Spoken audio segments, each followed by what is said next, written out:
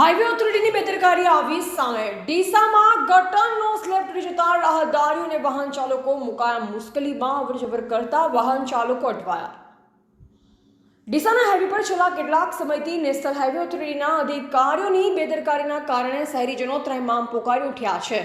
Deesa highway પર વરસાદી પાણીના નિકાલ માટે નેશનલ હાઈવે ઓથોરિટી દ્વારા બનાવેલ ગટરના ઢાંકણા ખુલ્લી હાલતમાં નજરે પડી રહ્યા છે, જેના લીધે અનેકો વાર નાની મોટી આકસ્મિક ઘટનાઓ બની રહી છે, જેમાં ખાસ કરી ખુલ્લી ગટરમાં પશુ પડવા સહિત અનેક રાહદારીઓ પણ પડી રહ્યા છે। નેશનલ હાઈવે ઓથોરિટીના અધિકારીઓ, ડીસા નાયબ કલેક્ટર સહિત ચૂંટાયેલ પ્રતિનિધિઓની પણ રજૂઆતો પણ ધ્યાનમાં લેતા ન હોવાનું જાણવા મળી રહ્યું છે। ત્યારે ડીસા રિલાયન્સ પેટ્રોલ પંપની બાજુમાં શિવનગર તરફ જવાના રસ્તા પર આવેલ ગટર લાઇન ઉપર અચાનક સ્લેબ તૂટી ગયો છે, જેથી અવરજવર કરતા રાહદારીઓ અને વાહન ચાલકો ભારે મુશ્કેલીમાં મુકાયા છે। ત્યારે ડીસા નેશનલ હાઈવે ઓથોરિટી દ્વારા તાત્કાલિક ગટરનું સમારકામ કરાવે તો ઠીક છે, નહીતર મોટી દુર્ઘટના સર્જાઈ શકે તેમ છે।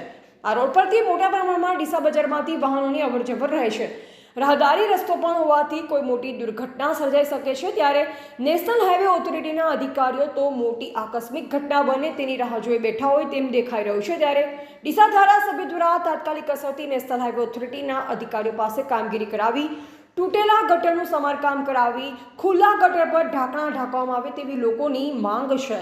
અહેવાલ અમૃત માળી, સંબંધ ભારત ન્યૂઝ, ડીસા।